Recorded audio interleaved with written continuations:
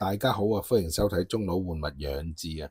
咁啊，有一輪冇同大家見面啊，咁今日同大家傾下我第一隻嘅二手錶啊。咁就係我手上咧呢隻16570啦。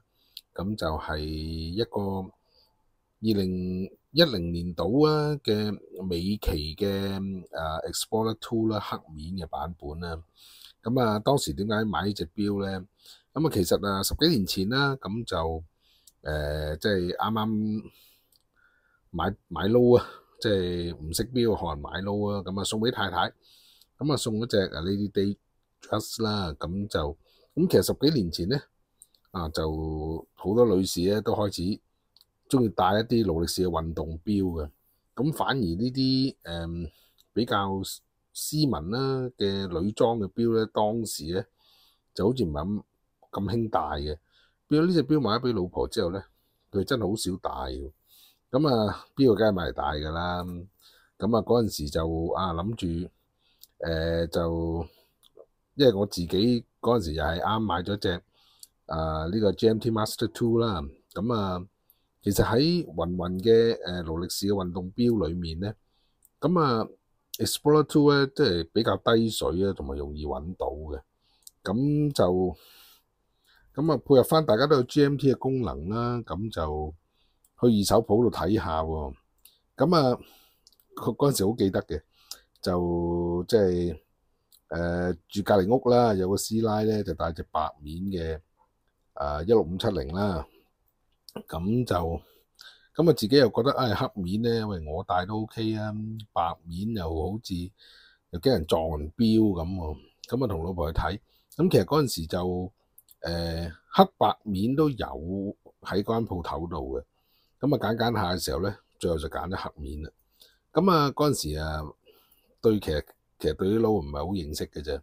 咁就後來發覺原來喺勞力士嘅運動錶裏面咧，其實極之少呢一個白面嘅運動錶嘅喎。咁啊基本上冇添啊。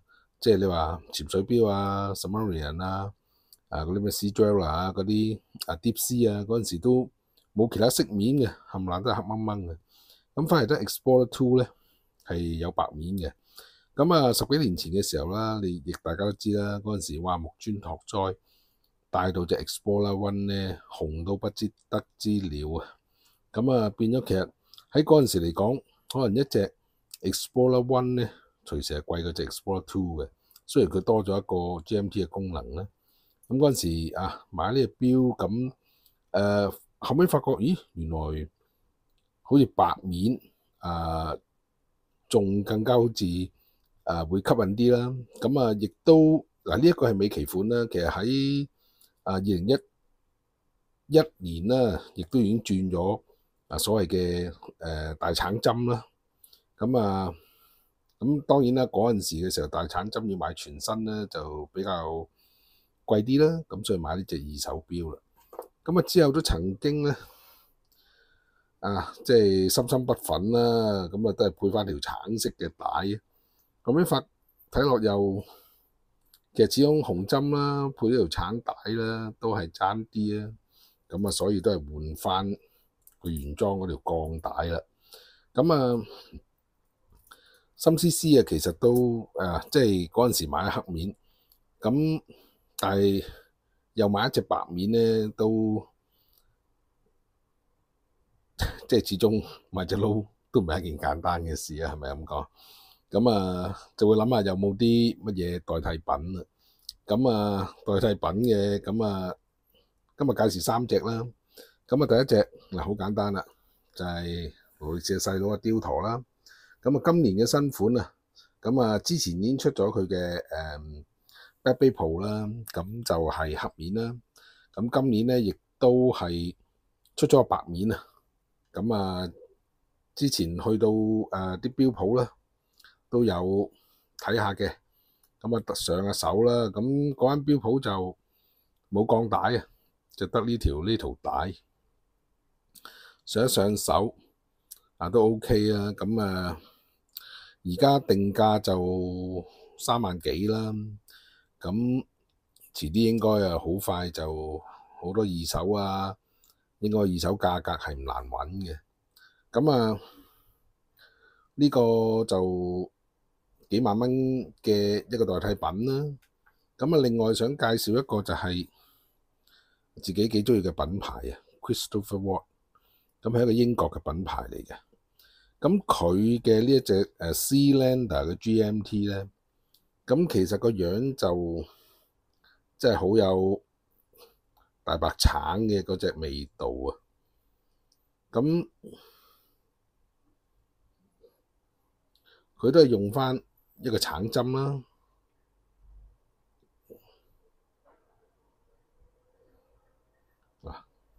而佢 Christopher Watt 呢個咧，佢亦都有兩個 size 嘅，有呢一個39嘅 size 啦，亦都有細隻啲嘅36嘅。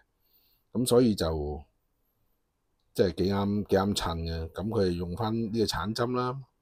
咁而嗰個24小時嘅外圈咧，咁咧就即係同 Explorer 咧就好鬼死似。咁呢隻個價錢會平啲啦，鋼帶咧都係1萬蚊到啦。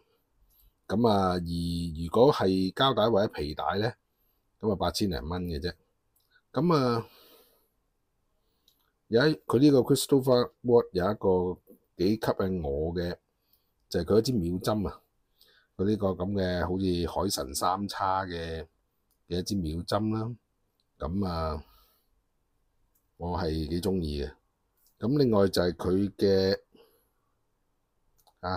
佢呢一個錶殼啦，錶殼咧都比較纖薄嘅。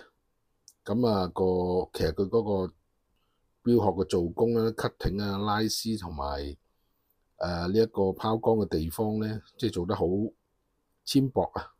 咁所以我亦都係好中意嘅。嗱，咁而第三隻要介紹嘅平替版咧，就係精工5嘅 SBSC 009啊。佢有3隻顏色嘅，咁有黑面啦，黑面而黑鋼嘅配呢圖帶嘅款式啦。咁白面咧係日本版嚟嘅，即係淨係得白色面係 Made in Japan 啦。咁變咗呢一隻咧，喺坊間出面咧係難揾啲嘅，要揾一啲水貨鋪啦。咁或者一啲專幫人攞一啲日本版嘅手錶嘅鋪頭咧，咁先至會揾到呢一款嘅精工嘅。